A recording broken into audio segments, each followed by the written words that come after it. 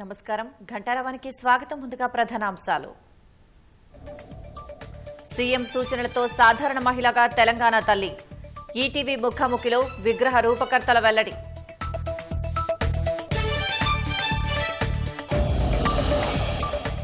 CM నిర్వహిస్తున్న శాఖలే అధ్వానంగా ఉన్నాయన్న హరీష్ రావు. శాంతి భద్రతల పరిరక్షణలో ప్రభుత్వం విఫలమైందని మండిపాటు.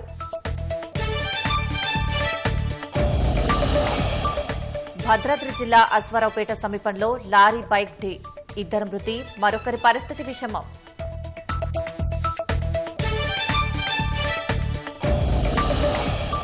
ఉక్రెయిన్కు మరింత సాయం ప్రకటించిన అమెరికా. 8,400 కోట్ల ప్యాకేజీ ఇచ్చేందుకు అంగీకారం.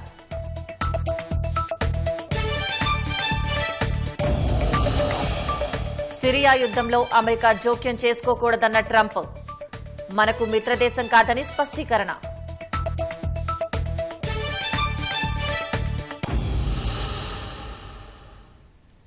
ముఖ్యమంత్రి రేవంత్ రెడ్డి అపరిపక్వత వైఖరితో రాష్ట ప్రగతి మసకబారిందని మాజీ మంత్రి బీఆర్ఎస్ ఎమ్మెల్యే హరీష్ రావు ఆరోపించారు.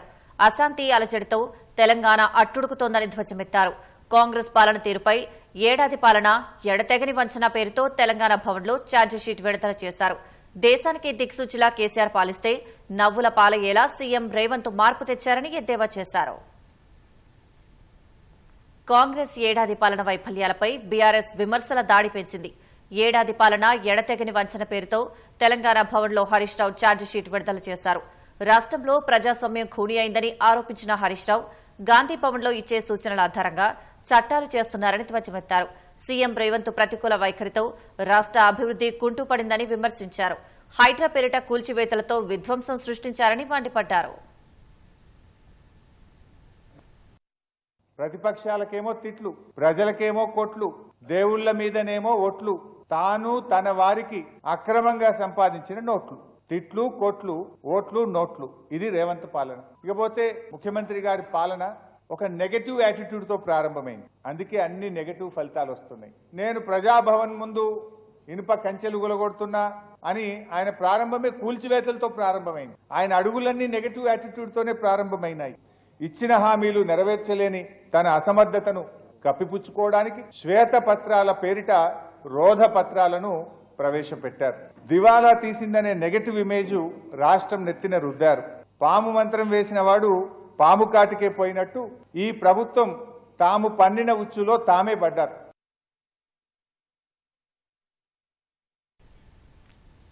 బీఆర్ఎస్ పాలన సంక్షేమంలో స్వర్ణయుగాన్ని తలపించిందని హరీష్ రావు వెల్లడించారు. శాంతి భద్రతల పరిరక్షణలో ప్రభుత్వం విఫలమైందన్న హరీష్ సీఎం నిర్వహిస్తున్న శాఖల్లోనూ పరిస్థితులు అధ్వానంగా ఉన్నాయని ఆరోపించారు. ఆర్థిక వృద్ధి రేటు మందగించింది. కొత్తగా పెట్టుబడులు రాలేదు. ఉన్న పరిశ్రమలు తరలిపోతున్నాయి. నిర్మాణ రంగం కుదేలైపోయింది. Real estate డమాలైపోయింది. అంటే రేవంత్ యొక్క ఇమ్మెచ్యూరిటీ, ఇన్కాపబిలిటీ, నెగటివ్ యాటిట్యూడ్ వల్ల రాష్ట్రం అన్ని రంగాల్లో కూడా నిస్తేజం అలుముకుంటా ఉంది. అదే కేసీఆర్ గారి పాలన మీరు చూసినట్టయితే టోటల్లీ పాజిటివ్ యాటిట్యూడ్. 10 ఏళ్ల కేసీఆర్ గారి పాలన మీరు చూస్తే 62,000 కోట్ల నుంచి బడ్జెట్ను 3 లక్షల కోట్లకు పెంచిన ఘనత కేసీఆర్ గారిది. 5 లక్షలున్న జీఎస్డీపీ 14.5 లక్షల కోట్లకు పెంచింది కేసీఆర్ గారి ప్రభుత్వం. 1,31,00,000 ఎకరాలున్న సాగు విస్తీర్ణం 2,22,00,000 ఎకరాలకు పెరిగింది. ఐటీ ఎగుమతులు 1,10,000 కోట్ల నుంచి 3,33,000 కోట్లకు పెరిగాయి. అంటే కేసీఆర్ గారి మార్పు పాలన దేశానికి దిక్సూచి అయితే రేవంత్ మార్పు పాలన దేశం ముందు నవ్వుల పాలైంది. ఏడాది కాలంలో ఇచ్చిన హామీలన్నీ ఎగబెట్టారని సిద్దిపేట ఎమ్మెల్యే హరీష్ రావు ఆరోపించారు. విద్యా భరోసా 5 లక్షలు కాదు, కనీసం 5 పైసలు కూడా ఇవ్వలేదని మండిపడ్డారు. కాంగ్రెస్ అమలు చేసిన ఏకైక పథకం మహిళలకు ఉచిత బస్సు మాత్రమేనన్న హరీష్ బస్సులు పెంచకపోవడం వల్ల కనీసం నిల్చునే స్థలం సైతం లేదని విమర్శించారు. ప్రజా పోరాటాలను తట్టుకోలేక ప్రతిపక్షాలపై నిందలు వేస్తున్నారని మండిపడ్డారు. ఫెయిల్యూర్ను ఒప్పుకోవాలి, దాన్ని సరిచేసి ముందుకు పోవాలి ఒక ముఖ్యమంత్రి. అప్పుడు ప్రజాస్వామ్యం గొప్పగుంటది, నీ పరిపాలన బాగుంటుంది. కానీ ఆ ఫెయిల్యూర్ను దాటవేయడానికో, ఆ ఫెయిల్యూర్ను కప్పిపుచ్చుకోవడానికో, ప్రజల దృష్టి మరల్చడానికో ప్రతిపక్షాల మీద నెపం పెడుతుంటాడు మన రాష్ట్ర ముఖ్యమంత్రి. ఎక్కడ నిరసన చెలరేగినా, ప్రభుత్వంపై ప్రజలు తిరగబడినా, ప్రతిపక్షం కుట్ర అని ప్రచారం చేయడం రేవంత్ రెడ్డికి రివాజుగా మారింది. వరద బాధితుల నుంచి హైడ్రా బాధితుల దాకా, లగచెర్ల నుంచి దిలావర్పూర్ దాకా, నిరుద్యోగుల నుంచి పోలీసుల దాకా ఎవరు రోడ్డెక్కినా వారి వెనుక ప్రతిపక్షమే ఉందంటాడు రేవంత్ రెడ్డి. చివరికి గురుకుల పాఠశాలలో ఫుడ్ పాయిజన్ అయి పిల్లలు ఆసుపత్రుల పాలైతే, పిల్లలు చనిపోతే దాని వెనుక కూడా ప్రతిపక్షం కుట్ర ఉందంటాడు. అంటే ప్రజలు చేసిన పోరాటాలని తట్టుకోలేక ప్రతిపక్షాలు రెచ్చగొట్టాయని చెప్పి ఇవాళ నిందలు వేస్తున్నాడు రేవంత్ రెడ్డి గారు. వీసాల ఇంటర్వ్యూ కోసం హైదరాబాద్ యుఎస్ కాన్సులేట్ జనరల్లో ప్రత్యేక కార్యక్రమం నిర్వహించారు. సూపర్ సాటర్డే పేరుతో సందర్శకుల వీసాలకు ఇంటర్వ్యూలు నిర్వహించారు. దేశంలోని ఇతర యుఎస్ కాన్సులేట్లతో పోలిస్తే అధిక ఇంటర్వ్యూలు నిర్వహించామని Hyderabad US consul general Jennifer తెలిపారు. B1, B2లతో పాటు సందర్శకుల వీసాలకు అధిక డిమాండ్ ఉందని, దరఖాస్తుదారుల సంఖ్య పెరగడం వల్ల ఇంటర్వ్యూలు నిర్వహించడానికి అధిక సమయం పడుతోందని యుఎస్ కాన్సుల్ జనరల్ తెలిపారు. దీన్ని దృష్టిలో ఉంచుకుని సిబ్బందిని పెంచుకోవడంతో పాటు సాంకేతిక పరిజ్ఞానాన్ని ఉపయోగించుకుని వేగంగా ఇంటర్వ్యూలు నిర్వహిస్తున్నట్లు జెన్నిఫర్ పేర్కొన్నారు. సూపర్ సాటర్డే పేరుతో శనివారం ఒక్కరోజే 2000 మందికి ఇంటర్వ్యూలు నిర్వహించినట్లు యుఎస్ కాన్సులేట్ జనరల్ ప్రతినిధులు ఎక్స్ ద్వారా వెల్లడించారు. పుష్ప సినిమాలోని డైలాగ్ చెబుతూ ప్రతినిధులు పోస్ట్ చేసిన వీడియో ఆకట్టుకుంటోంది. భద్రాద్రి కొత్తగూడెం జిల్లా అశ్వారావుపేటలో ఘోర రోడ్డు ప్రమాదం చోటు చేసుకుంది. ద్విచక్ర వాహనాన్ని లారీ ఢీకొట్టడంతో ఇద్దరు అక్కడికక్కడే మృతి చెందగా మరొకరు పరిస్థితి విషమంగా ఉంది.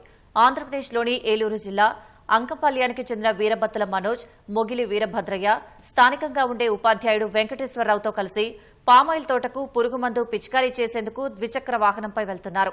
సత్తుపల్లి వైపు నుంచి వేగంగా వెళ్తున్న లారీ వీరి ద్విచక్ర వాహనాన్ని వెనక నుంచి ఢీకొట్టింది. ఈ ప్రమాదంలో బద్దె వెంకటేశ్వరరావు, వీరభద్రుల మనోజ్ అక్కడికక్కడే మృతి చెందగా మొగిలి వీరభద్రయ్యకు తీవ్ర గాయాలయ్యాయి. క్షతగాత్రుణ్ణి మెరుగైన వైద్యం కోసం ఏలూరు జిల్లా జంగారెడ్డిగూడెం తరలించారు. ప్రమాదానికి కారణమైన లారీ డ్రైవర్ను పోలీసులు అదుపులోకి తీసుకుని కేసు నమోదు చేసి దర్యాప్తు చేస్తున్నారు. సిద్దిపేట జిల్లా గజ్వేల్లోని జాలిగామ బైపాస్ రోడ్డులో జరిగిన రోడ్డు ప్రమాదంలో ఇద్దరు కానిస్టేబుళ్లు మృతి చెందారు. రాయ్పోల్ పోలీస్ స్టేషన్లో విధులు నిర్వర్తించే పరంధాములు, దౌలతాబాద్ స్టేషన్లో పనిచేసే పూస వెంకటేశ్వర్లు మృతి చెందినట్లు గుర్తించారు. వీళ్ళిద్దరూ తరచూ రాష్ట్రంతో పాటు ఇతర రాష్ట్రాల్లోనూ జరిగే మారథాన్లలో పాల్గొంటారు. ఇవాళ హైదరాబాద్లో జరిగే పరుగు పందెంలో పాల్గొనేందుకు వెళ్తున్న క్రమంలో గుర్తు తెలియని వాహనం ఢీకొట్టడంతో ఇద్దరూ అక్కడికక్కడే ప్రాణాలు విడిచారు. ఘటనా స్థలికి చేరుకున్న పోలీసులు మృతదేహాలను గజ్వేల్ ప్రభుత్వ ఆసుపత్రికి తరలించారు. మృతుల బంధువులు, పలువురు పోలీసు సిబ్బంది కన్నీటి పర్యంతమయ్యారు.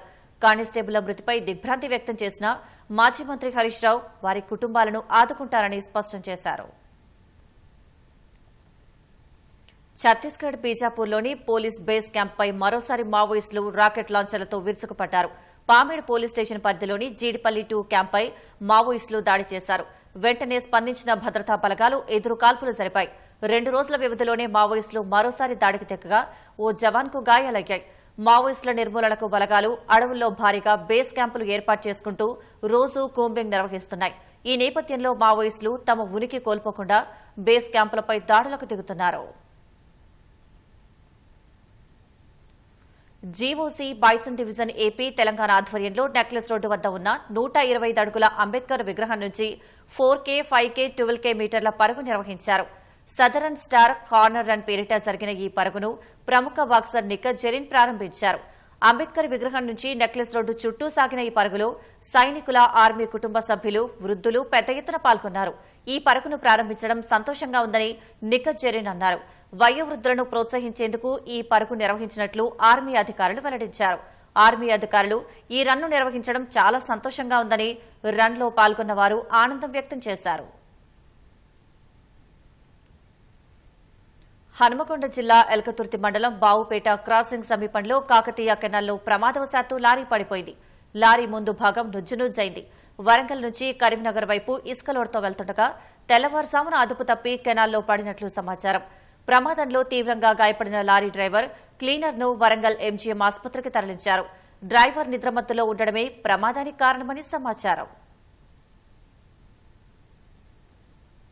దిగ్గజ వ్యాపారవేత్త రతన్ టాటా జయంతి సందర్భంగా హైదరాబాద్ నెక్లెస్ రోడ్డులో నడక నిర్వహించారు. టాటా ఏఐఏ లైఫ్ ఇన్సూరెన్స్ ఆధ్వర్యంలో జరిగిన నడకను Tata life insurance director Raghavendrachari జెండా ఊపి ప్రారంభించారు. సంజీవయ్య పార్క్ నుంచి జలవిహార్ వరకు కొనసాగిన నడకలు ఇన్సూరెన్స్ ఉద్యోగులు సిబ్బంది పెద్ద సంఖ్యలో పాల్గొన్నారు. అంతకుముందు రతన్ టాటా చిత్రపటానికి నివాళులర్పించారు. రతన్ టాటా వ్యాపార రంగంలో నిబద్దతకు, విలువలకు కట్టుబడిన గొప్ప వ్యక్తిగానే కాకుండా దాతృత్వానికి ప్రతీక అని ఉద్యోగులు పేర్కొన్నారు. టాటా చారిటబుల్ ట్రస్ట్ ద్వారా ఆయన విద్య, వైద్యం, గ్రామీణాభివృద్ది రంగాల్లో విశిష్ట సేవలు అందించారని గుర్తు చేసుకున్నారు. భారత వ్యాపార ముఖ చిత్రాన్ని మార్చేసిన ఆయన ఎంతో మందికి ప్రేరణని, ఆయన ఆశయాల మేరకు ఇన్సూరెన్స్ రంగాన్ని మరింత అభివృద్ది పదంలోకి తీసుకెళ్లి ప్రజలకు సేవలు అందిస్తామన్నారు. ఆదివారం సందర్భంగా భద్రాచలం శ్రీ సీతారామచంద్రస్వామి ఆలయంలో భక్తుల రద్దీ పెరిగింది. సెలవు దినం కావడంతో వివిధ ప్రాంతాల నుంచి తెల్లవారుజాము నుంచే ఆలయం వద్దకు కదలి వచ్చిన భక్తులతో క్యూ లైన్లన్నీ నిండిపోయాయి. ప్రధాన ఆలయంలో లక్ష్మణ సమేత సీతారాముల మూలవరులకు ఆలయ అర్చకులు పంచామృతాలతో విశేష అభిషేకం నిర్వహించారు. అనంతరం బంగారు పుష్పాలతో అర్చన చేశారు. భద్రాద్రి సీతారాములను దేవాదాయ శాఖ కమిషనర్ శ్రీధర్ దంపతులు దర్శించుకున్నారు. అనంతరం ఆలయ అర్చకులు ప్రధాన ఆలయంలో ప్రత్యేక పూజలు నిర్వహించారు. ఉపాలయంలో లక్ష్మీ తాయారు అమ్మవారి ఆలయంలో పండితులు కమిషనర్ దంపతులకు వేద ఆశీర్వచనం అందించారు.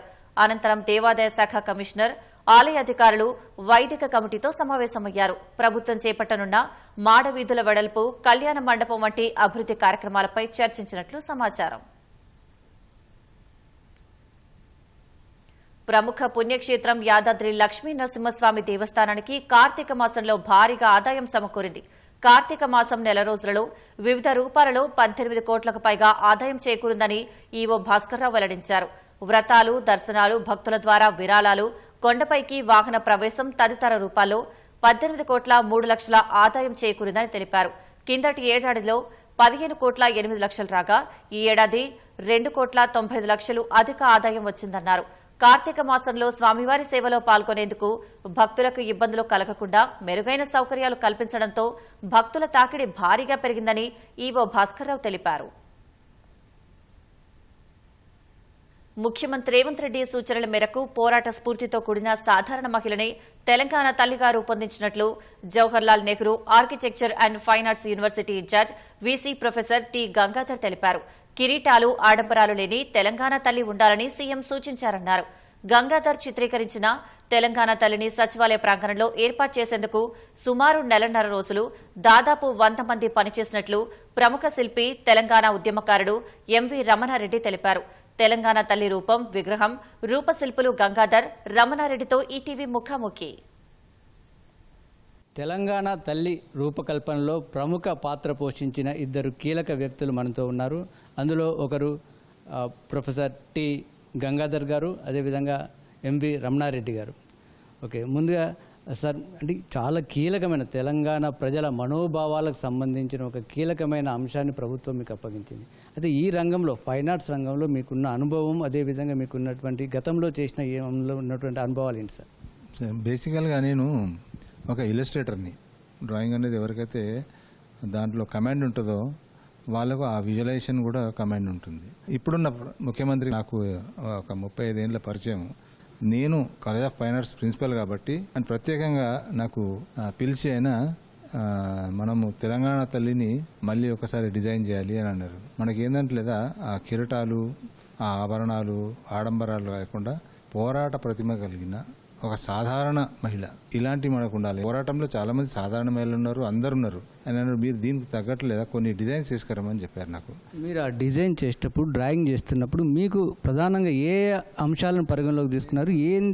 ఏ విషయాన్ని స్ఫూర్తిగా తీసుకున్నారు?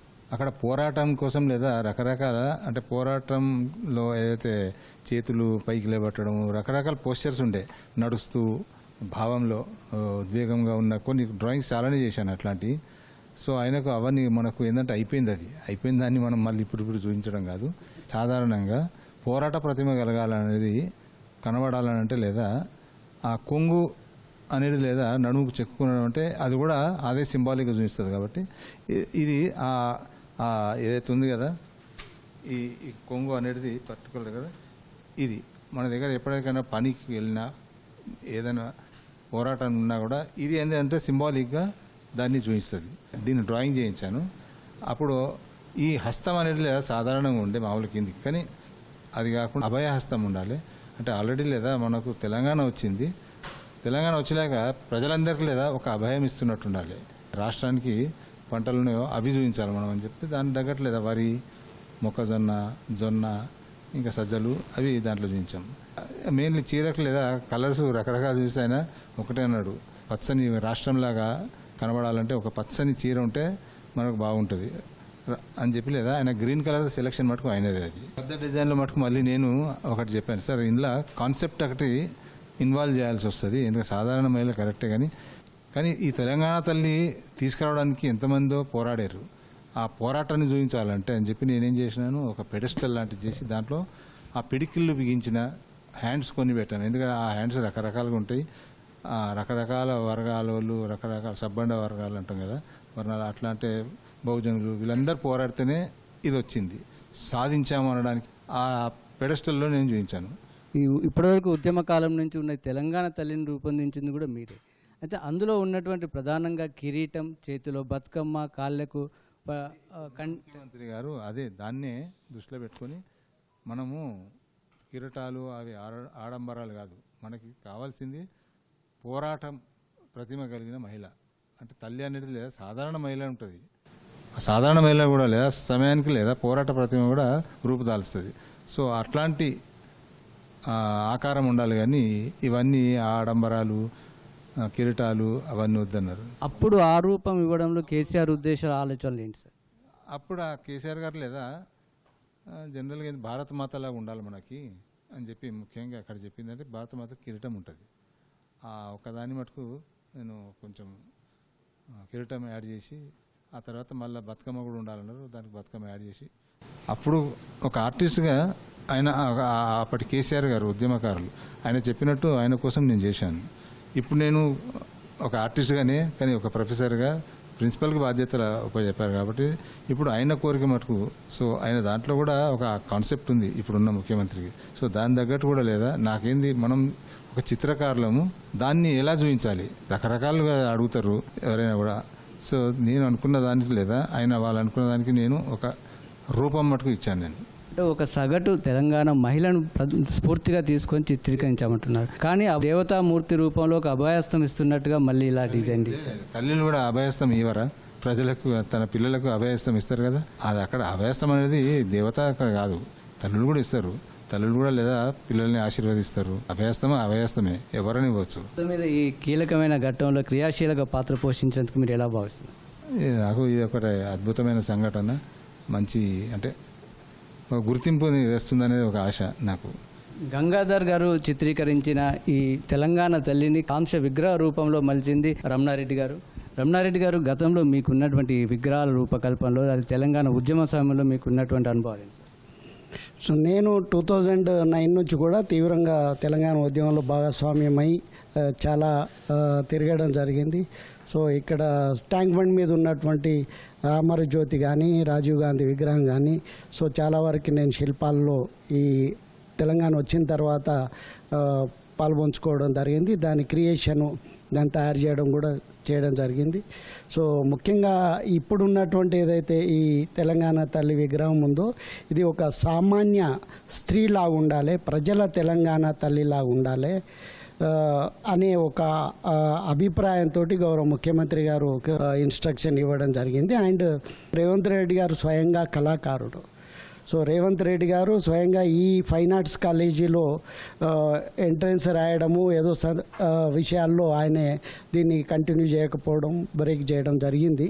సో కాబట్టి ఆయనకి చాలా క్షుణ్ణంగా ఆర్టిస్టిక్ సెన్సిబిలిటీస్ ఉన్నాయి. అవి ప్రతి ఒక్క అంశాన్ని కూడా చాలా డీప్గా చూస్తారు.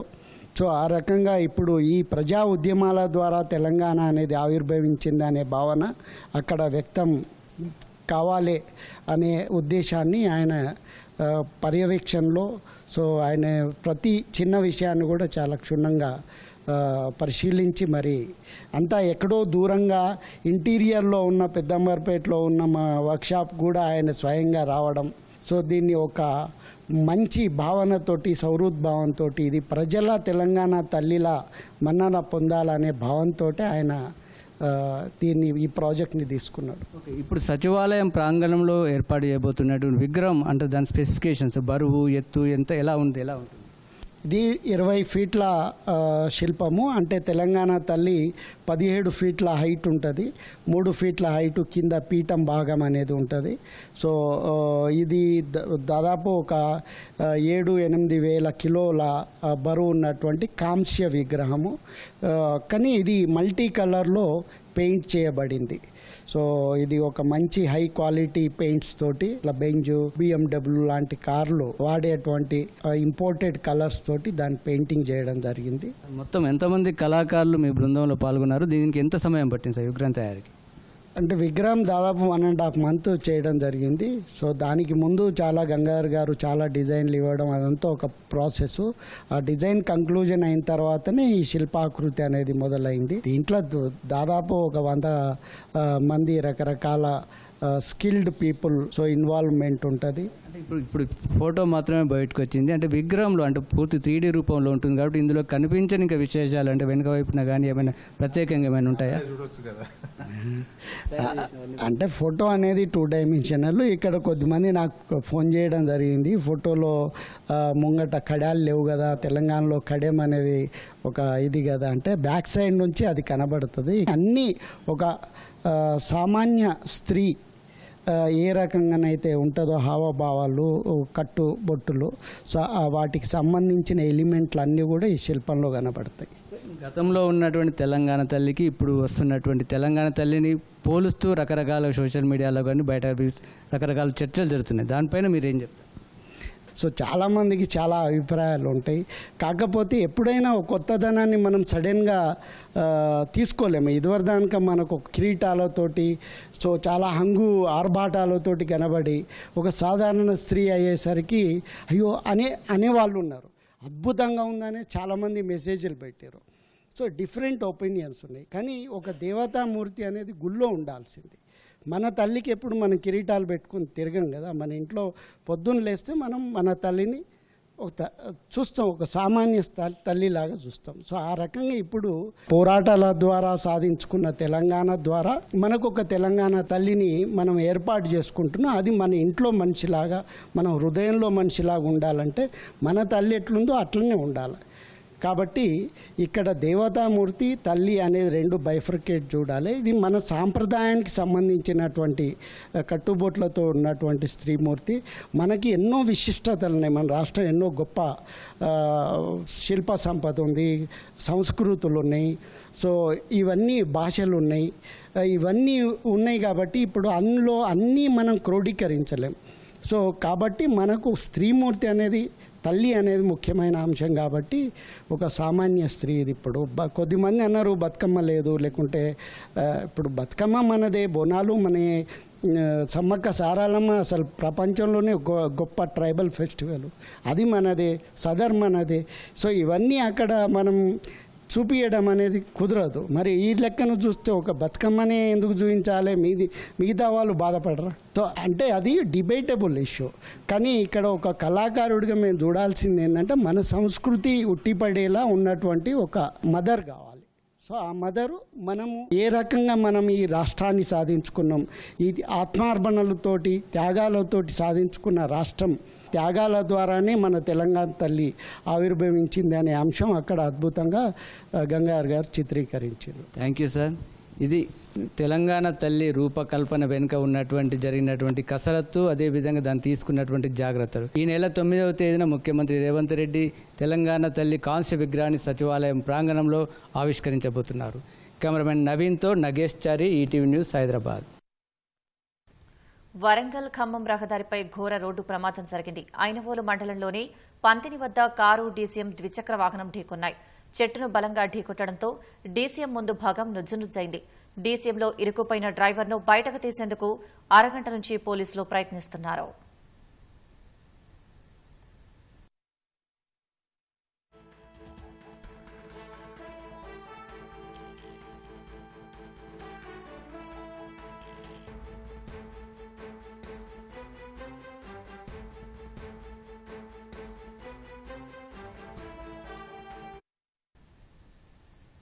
కొత్త కారుకున్న ఆనందం ఆ కుటుంబంలో నెల రోజులైనా నిలవలేదు. నూతన వాహనానికి పూజల తర్వాత తిరుగు ప్రయాణమే ఆ కుటుంబంలో నలుగురికి చివరి ప్రయాణమైంది. తెలంగాణలోని ఆలయాల్లో మొక్కులు చెల్లించుకుని స్వస్థలానికి తిరిగి వస్తుండగా చెట్టును కారు ఢీకొట్టడంతో ఈ దుర్ఘటన జరిగింది. మృతులు నెల్లూరు జిల్లాకు చెందిన వారిగా గుర్తించారు.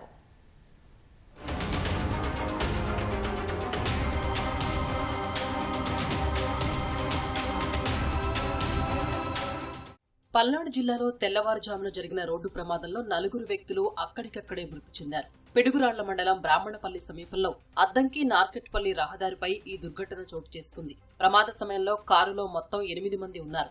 తుళ్లూరు సురేష్, వనిత, యోగులు, వెంకటేశ్వర్లు ఘటనా స్థలిలోనే ప్రాణాలు విడిచారు. ఉప్పాళ్ల ప్రణయ్, ఆదిలక్ష్మి, శ్రీనివాసరావు, కౌశల్యకు గాయాలయ్యాయి. క్షతగాత్రులను పిడుగురాళ్లలోని ఆసుపత్రికి తరలించి చికిత్స అందిస్తున్నారు. కొత్త కారుకు పూజలు చేయించేందుకు తెలంగాణలోని కొండగట్టు ఆంజనేయ స్వామి ఆలయానికి వీరంతా వెళ్లారు. పూజలు, స్వామి దర్శనం అనంతరం స్వగ్రామానికి తిరుగు ప్రయాణం కాగా తెల్లవారుజామున ప్రమాదం జరిగింది.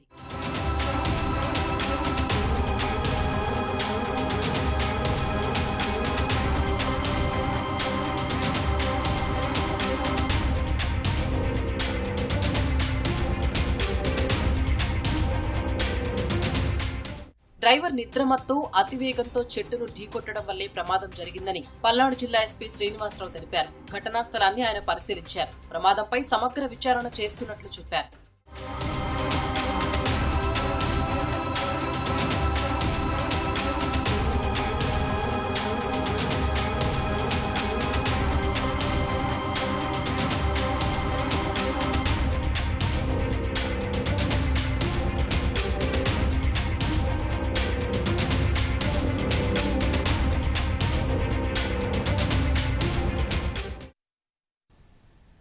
జమ్మూ కశ్మీర్ ఉదంపూర్ జిల్లాలో 2 పోలీసులు అనుమానాస్పదంగా మృతి చెందారు. పోలీస్ వాహనంలో చనిపోయిన ఆ 2 శరీరాలపై బుల్లెట్ గాయాలు ఉన్నాయి. ఉదయం కాళీమాత ఆలయ సమీపంలో వాహనంలో చనిపోయి ఉన్న పోలీసులను స్థానికులు గుర్తించి అధికారులకు సమాచారం ఇచ్చారు. వెంటనే అక్కడకు చేరుకున్న పోలీసులు AK-47 గన్తో కాల్చడం వల్లే వారు మృతి చెందినట్లు నిర్ధారించారు. మృతుల్లో ఒకరు హెడ్ కానిస్టేబుల్, మరొకరు డ్రైవర్ కానిస్టేబుల్. దుండగులు వారిపై దాడికి పాల్పడ్డారా లేదా వారే ఒకరినొకరు కాల్చుకున్నారన్న కోణంలో పోలీసులు దర్యాప్తు చేస్తున్నారు. సోపోర్ నుంచి తల్వారా శిక్షణ కేంద్రానికి ఆ 2 వెళ్తుండగా ఈ ఘటన జరిగినట్లు పోలీసులు వెల్లడించారు. వాహనంలో ఉన్న మరో కానిస్టేబుల్ను పోలీసులు విచారిస్తున్నారు.